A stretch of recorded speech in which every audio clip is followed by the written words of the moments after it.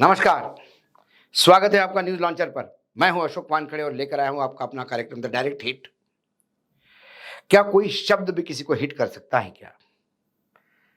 मैं ये दिल पे हिट करने की या दिमाग पे हिट करने की या बुरा लगने की बात नहीं कर रहा हूं। कोई शब्द आपका राजनीतिक करियर खत्म कर सकता है क्या? कोई शब्द आपको राजनीति से समाप्त कर सकता है क्या? कोई शब्द आपको अपने ओहदे से नीचे उतार सकता है क्या? हाँ, और आज डायरेक्ट हिट में हम उसी शब्द की बात करने जा रहे हैं, जिस शब्द से मुझे अभी इस क्षण डायरेक्ट हिट होते हुए उत्तर प्रदेश के मुख्यमंत्री योगी आदित्यनाथ दिखाई देते हैं। दरअसल योगी आदित्यनाथ अयोध्या गए, दीपोत्सव हो रहा था। उन्होंने एक जगह बातचीत में संबोधन में कहा कि मैं अभी कल परसों ही अयोध्या गया था कल, और दीपोत्सव के लिए गया था तो मैं वहाँ हरिजन बस्ती में गया। वहाँ गरीबों को मैंने दिए तेल दिया ताकि उनके घर में भी रोशनाई हो। शब्द हरिजन बस्ती, इस शब्द को लेके घमासान मचा। चंद्रशेखर आजाद जो अपने खुद के पार्टी के सुप्रीमो भी हैं और वहां पर एक सांसद भी है उत्तर प्रदेश से, उन्होंने ट्वीट करते हुए कहा कि हरिजन इस शब्द पे पाबंदी है। हरिजन शब्द उपयोग में लाना एक गुनाह है। और योगी आदित्यनाथ, यदि आप ये कहते हैं बटेंगे तो कटेंगे, तो बात तो आप ही रहे हैं। हरिजन इस शब्द का बार बार उपयोग कर आप हमको ही अलग थलग बताते हैं। उन्होंने कहा कि यदि हम हरि के जन हैं तो बाकी लोग कौन हैं, यह भी बताने का कष्ट करें। मायावती जी ने तो बहुत पहले इस शब्द के लिए लगातार आरोप लगाए। चंद्रशेखर ने कहा आपने कई राजनीतिक, हरियाणा में भी आपने ये शब्द का बार बार उपयोग किया। एग्जैक्टली अयोध्या में क्या कहा योगी आदित्यनाथ ने, ये आप अभी सुन लीजिए। मैं तो आज अयोध्या में था सुबह। अयोध्या में मैंने पूरी हरिजन बस्ती में मैं जाकर के मैंने वहां पर मिष्ठान का वितरण किया, दीप भी दिए, तेल भी दिया और उनको दीपावली की खुशियां भी उनके साथ मैंने वहां पर मिल बांट करके उन सबको बधाई भी दी है। ये ताजा वीडियो है, कोई 10 साल पुराना, 15 साल पुराना नहीं, क्योंकि भारत सरकार के सामाजिक न्याय मंत्रालय जो है अपना सोशल वेलफेयर मिनिस्ट्री, उसने 2012 में ही सभी राज्यों के राज्य सरकारों को और केंद्र शासित प्रदेशों को यह आदेश दिया था कि हरिजन शब्द सरकारी कामकाज में कहीं भी उपयोग आना नहीं चाहिए, क्योंकि यह गैर कानूनी है। जब महात्मा गांधी ने छुआछूत दूर करने के लिए शेड्यूल कास्ट यानी अनुसूचित जनजाति, जाति और जनजाति के लोगों के लिए हरिजन शब्द का उपयोग किया, तब भी अम्बेडकर साहब ने, बाबा साहब अम्बेडकर साहब ने इसका विरोध करते हुए कहा कि आप किसी भी समाज के एक तबके को एक नया नामकरण करते हैं तो वैसे ही आप अलग करते हैं, उनको सब में समाने की बात तो होती ही नहीं। आप उन्हें दलित कहे या हरिजन कहे, बात तो एक ही होगी। और तब से लेके इस शब्द को लेके लगातार बातचीत, मतलब विरोध प्रतिरोध होता रहा है। आगे सर्वोच्च न्यायालय में एक केस आया और सर्वोच्च न्यायालय ने उस केस में यह निर्णय दिया कि हरिजन शब्द जो है वो गुनाह है। भारत में अनुसूचित जनजाति के लोगों को संवेदनशील बनाने के लिए, मतलब इनको समाज में समाहित करने के लिए आप इनको अनुसूचित जनजाति कहिए, आप इनको हरिजन कहेंगे तो ये उनका आत्मसम्मान पे ठेस है, ये उनका अपमान है। इसके बाद उन्होंने, सुप्रीम कोर्ट ने इसके लिए 5 साल की सजा मुकर्रर कर दी। यदि 5 आप ये शब्द का उपयोग करते हैं तो आपको 5 साल की सजा हो सकती है। आगे यदि मैं हरिजन SC/ST एक्ट की बात करूं तो SC/ST एक्ट की धारा 31(1) आर ब्रैकेट में एस ब्रैकेट में यू, और भारतीय जो आईपीसी है उसका 245 ए और 505, इन धाराओं के तहत जो भी व्यक्ति हरिजन शब्द का उपयोग करेगा उस पे सजा होगी।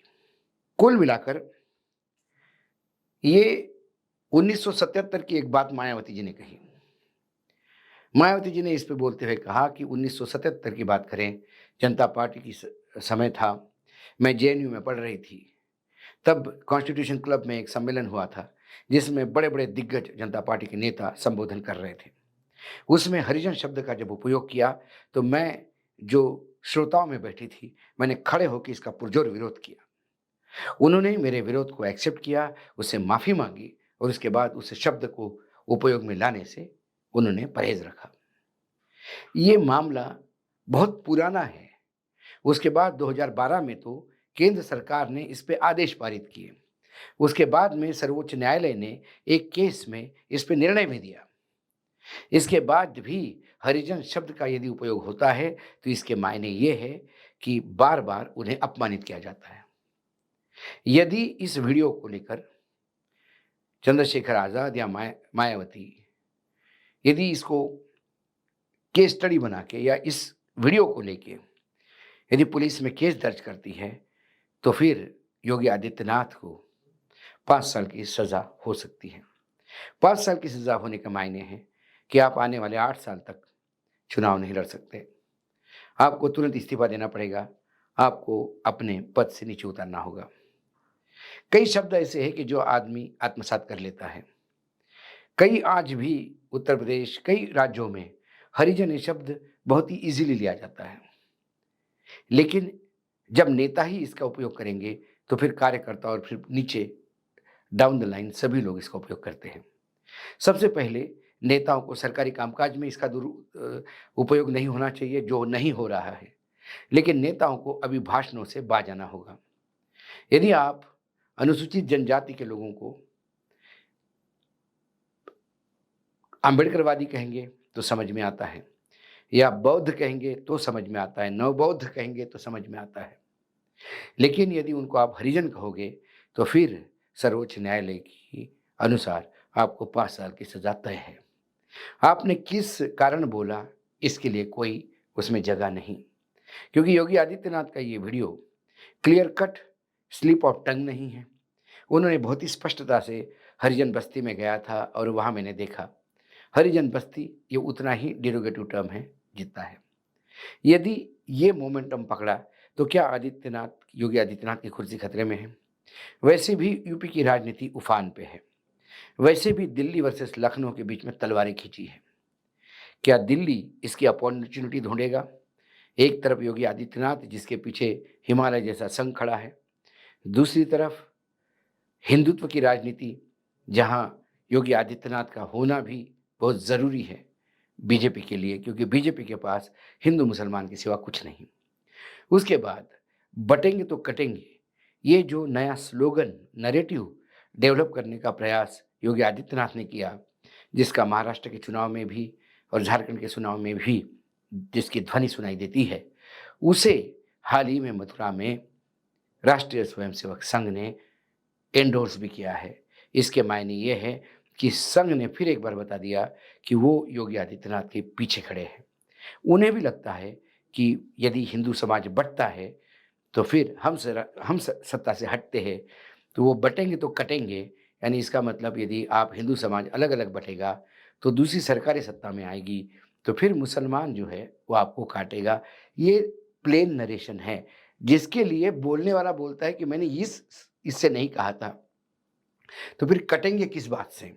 यदि ये हिंदू बहुल राज्य है, हिंदू बहुल देश है, यहाँ 80% लोग हिंदू हैं, यदि ये बटेंगे नहीं, इकट्ठा होंगे तो प्रोटेक्टेड रहेंगे, और बटेंगे तो उनको कौन काटेगा?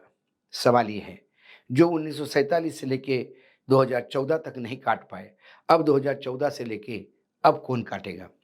ये बात अलग है कि चुनाव के लिए, मतदान के लिए, मतदाताओं से मतदान खींचने के लिए हिंदुत्व का एक बड़ा छाता खोला जाता है। लेकिन सत्ता में आने के बाद क्या अनुसूचित जनजाति के लोगों को न्याय मिलता है या फिर वो उसी स्थिति में है जहाँ प्रताड़ना होती है।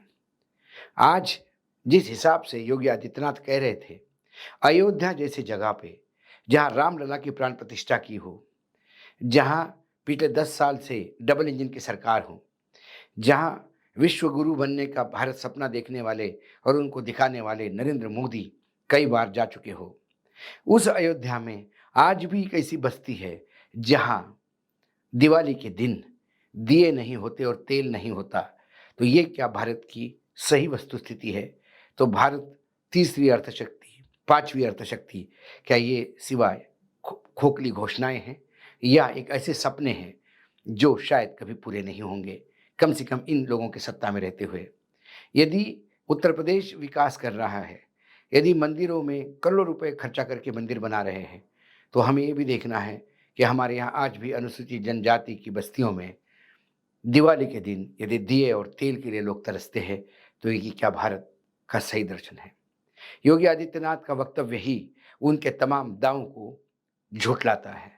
ऐसे में उनका हरिजन कहना ये उनकी सबसे बड़ी गलती हो सकती है, यदि अनुसूचित जनजाति के लोगों ने उनके खिलाफ एफआईआर दर्ज की। आज डायरेक्ट हिट में इतना ही। कल फिर आता हूं किसी विषय के साथ। तब तक के लिए नमस्कार। देखते रहिएगा न्यूज लॉन्चर।